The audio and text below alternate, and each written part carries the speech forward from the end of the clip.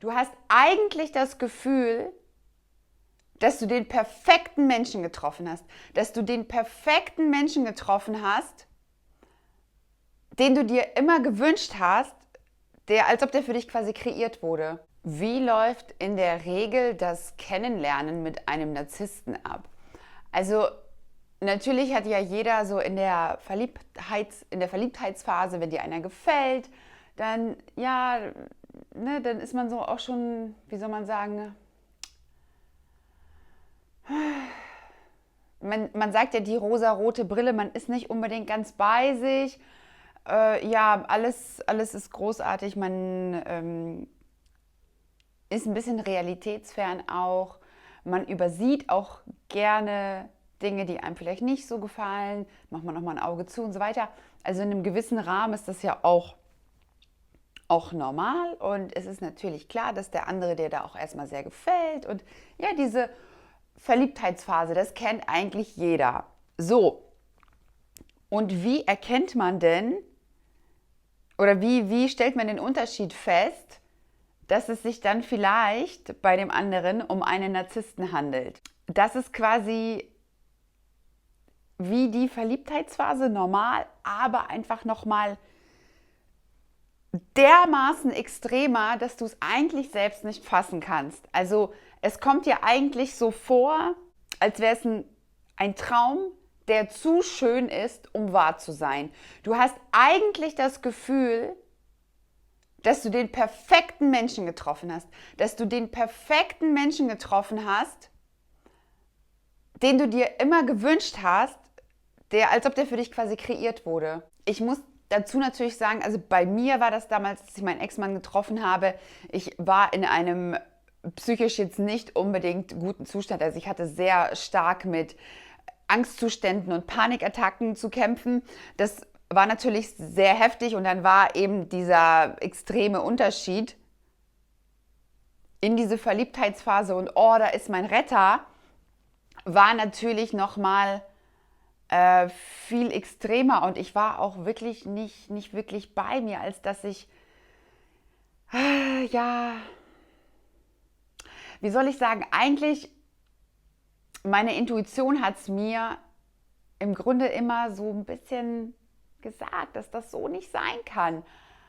Aber meine Hilflosigkeit, dieses Zustands, den ich hatte, ich war wirklich verloren. Ich war wirklich verloren. Es war meine Rettung. Ich wusste gar nicht, wie ich aus diesem Zustand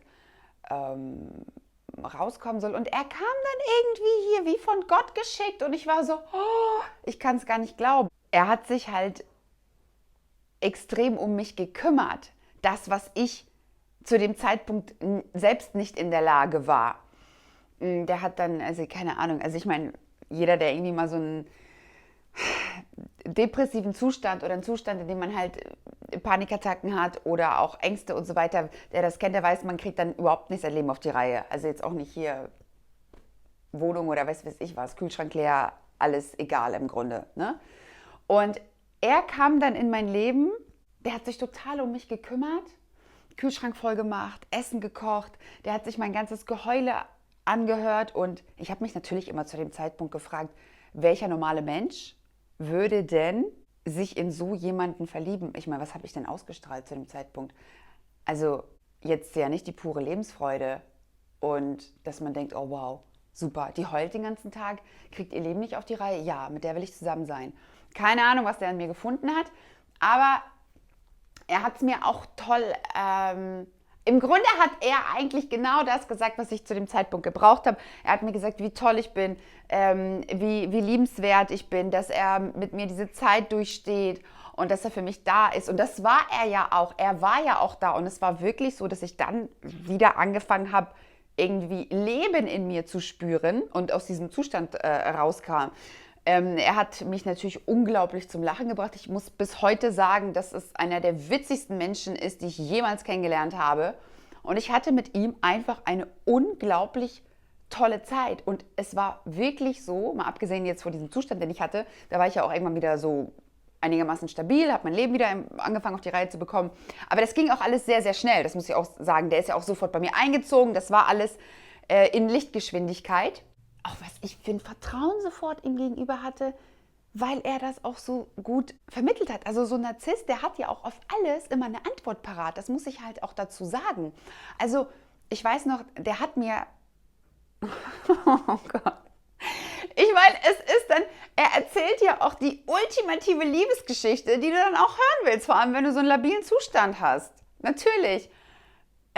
Ich, Er hat mir dann natürlich gesagt, erstmal habe ich ihn abgelehnt, weil er mir überhaupt nicht gefallen hat. Also er ist ja dann dran geblieben und hat mir dann erzählt, dass er mich ja schon irgendwie vor Monaten gesehen hat und seitdem nur noch an mich denkt. Ich habe ihm das damals nicht geglaubt und ich glaube es auch bis heute nicht. Ja, und dann hat er mir dann immer gesagt, dass er genau, oh Gott, dass er genau spürt, dass ich diejenige welche für ihn bin und dass er da total diese Connection zwischen uns spürt und dann, naja, es gab ja Momente, da war ich schon noch ganz bei Verstand und da habe ich halt auch zu ihm gesagt, sag mal, du kennst mich überhaupt nicht und machst mir hier solche Liebesbekundungen, ich kaufe dir das nicht ab.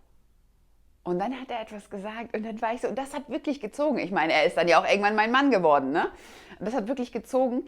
Er hat gesagt, weißt du, du kannst mit einem Menschen 50 Jahre zusammenleben und du wirst ihn dann trotzdem nicht kennen. So. Und dann, im Grunde hat er ja recht mit dem, was er gesagt hat. Und dann war ich so, wow, das ist aber weise. Weil es war ja, also ich meine, ich hatte ja recht mit dem, was ich gesagt habe, dass er mich gar nicht kennt. Aber er hatte ja wiederum auch recht mit dieser Weisheit. Aber in dem, also das stimmt, aber in dem Kontext des Kennenlernens und dass er mir dann erzählt, dass ich hier für ihn die Liebe des Lebens bin, wurde ja so oft von Frauen enttäuscht. Und eigentlich hat er schon mit der Liebe abgeschlossen. Er hat mit Frauen abgeschlossen. Für ihn kam eigentlich gar keine Beziehung mehr in Frage, bis zu dem Moment, an dem er mich das erste Mal gesehen hat. Ja, er hat mir das wirklich genauso gesagt. Ich habe es ihm nicht geglaubt, aber er hat es oft genug wiederholt. Und irgendwann habe ich es ihm geglaubt, beziehungsweise ich wollte ihm das glauben. Und ich meine, er hat ja auch, was heißt viel für mich getan? Er hat sich um mich gekümmert und darum ging es eigentlich. Er hat sich mein Geheule angehört. Ich habe wirklich, also vor allem in dieser Anfangszeit, ne, ich habe mich ja sehr wertlos gefühlt. Ja, ich war so verloren. Ich wusste gar nicht, was ich mit mir anfangen soll. Und ich brauchte irgendeine Orientierung oder etwas, in welche Richtung ich überhaupt mein Leben planen soll. Und dann war er da. Für mich hat auch alles gepasst. Er war im Grunde genommen all das, was ich mir immer vorgestellt habe. Und ich weiß noch, auch alle hier, bekannte Familie, Freunde, alle haben gesagt, oh wow, wie toll. Er ist ja genau das, was du dir immer gewünscht hast. Ja. Und keine Ahnung, es ist ja bei Narzissten so, als ob die das wissen. Als ob die das wissen. Eigentlich haben die ja keine Empathie, aber die wissen sehr genau, was der andere braucht. Deswegen können sie ja auch so gut manipulieren. Der konnte mich so gut lesen, besser als ich selbst. Und der hat mir genau das gegeben, was ich in dem Moment gebraucht habe. Er hat mir einen Sinn gegeben. Er hat mir einen Sinn in meinem Leben gegeben. Er hat mir das Gefühl gegeben, etwas wert zu sein. Er hat mir das Gefühl gegeben, geliebt zu werden. All die Dinge, die ich für mich selbst in diesem Zustand nicht verspüren konnte. Und er hat etwas gesagt, was für mich von so krasser Bedeutung war, weil ich habe gesagt, ich kann das nicht verstehen, dass du so viel Liebe für mich empfindest, weil ich habe ja nichts für dich getan. Weil ich ja bis dato immer der Meinung war, ich muss etwas getan haben, um geliebt zu werden. Ich muss es mir verdienen. Und er hat dann gesagt, ja, aber das ist ja genau der Grund für unsere wahre Liebe, dass weder du noch ich etwas füreinander getan haben oder, ne, in dem Sinne, weil wir uns einfach lieben für das, was wir sind. Ich meine, ich rede jetzt von einem Zeitraum von 2 Monaten. Was für eine Liebe denn? Ne? Jetzt mal ganz im Ernst. Er hat mir einen Sinn gegeben und etwas, woran ich mich festhalten konnte, weil ich wusste ja gar nicht, was soll ich mit meinem Leben anfangen, was soll ich planen. Ich konnte diese Ungewissheit und dieses Verlorensein irgendwo im Nirgendwo, konnte ich nicht aushalten. Und er war halt dann da und hat mir quasi wie so eine, ja eigentlich eine Orientierung, also ich meine, tolle Versprechen gegeben. Er hat gesagt, er hat meine Hand genommen und hat gesagt, bitte schenk mir dein Vertrauen und ich baue für uns alles auf, von null. Ich kann das. Und mit Tränen in den Augen. Und ich war so berührt. Und dann hat er natürlich auch viele Schicksalsschläge mir erzählt, wo ich heute weiß, dass da einige Sachen leider wirklich so passiert sind. Aber ich weiß, dass da auch 95% gelogen war. Ne? Und ich habe es ihm natürlich geglaubt und ich habe so viel Mitgefühl für ihn gehabt. Welche Menschen sind denn die anfälligsten für Narzissten? Natürlich Menschen, die sehr, sehr empathisch sind. Logisch. Und genau, er hat mir dann diese Geschichten erzählt und ich war dann so, oh mein Gott, er ist so ein starker Mensch und er ist so, ja, hat immer voll den Optimismus und glaubt immer an das Gute und er redet so schön, es ist wirklich, ich habe teilweise gedacht, der könnte ja als Pastor in der Kirche reden, so tolle, weise Sachen hat er gesagt, also ich muss wirklich, ich habe noch nie jemanden getroffen, der so weise reden konnte wie er, Wahnsinn. Also er hat ja, möchte dazu sagen, er hat ja nicht nur mich dann in seinen Bann gezogen, sondern auch mein gesamtes Umfeld, ne? Genau, er hat mir diese Geschichten erzählt und ich habe dann gedacht, ich werde diesen Menschen nie verletzen. Oh mein Gott, wie konnten denn all die Menschen so schlimm zu ihm sein? Wie konnte das passieren? Wie konnten denn alle ihn so ausnutzen? Er ist doch wirklich der tollste Mensch der Welt. Ich habe gedacht, okay, und wenn ich werde alles geben, ich werde ihm all das geben. Und er wird mich nie verlassen. Das ist übrigens auch so ein Punkt, warum ich mir auch auf einer unbewussten Ebene immer so eine spezielle Kategorie Mann gesucht habe.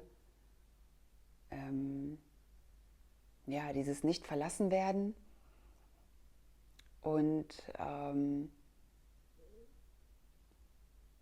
aber auch nicht in einer Abhängigkeit sein. Das ist auch nochmal, aber das ist ein anderes Thema. Genau, und ich habe ihn in meiner Familie vorgestellt und überhaupt. Und es ist ja auch so, dass Narzissten in der Regel ja von allen geliebt werden. Also meistens von den Menschen, die sie nicht wirklich kennen. Ne? So, es gibt da ja immer zwei Gesichter, will ich fast sagen. Also einmal das, wie man ihn wirklich kennt, das, was er dann zu Hause in der Familie ist. Und das, was er nach außen hin zeigt. Und alle lieben ihn, alle sind begeistert von ihm.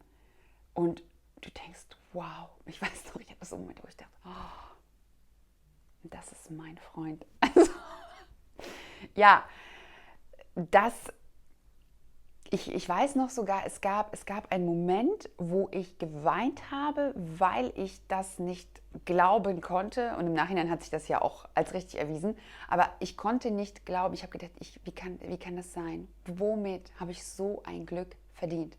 Ich habe den perfekten Menschen getroffen. Ich habe gedacht, all das, was ich in meinem Leben durchmachen musste, habe ich durchgemacht, um zu lernen. Also das glaube ich auch wirklich. Aber ich habe gedacht, ja, und das ist jetzt die Belohnung dafür. Oh Gott. Wir haben das perfekte Leben geplant. Es war wunderbar. Er hat mir erzählt, wie wir das alles machen, was wir das machen. Das. Genauso wie ich es wollte. Ich war der glücklichste Mensch der Welt für 2 Monate. Dann auf einmal habe ich die Welt nicht mehr verstanden.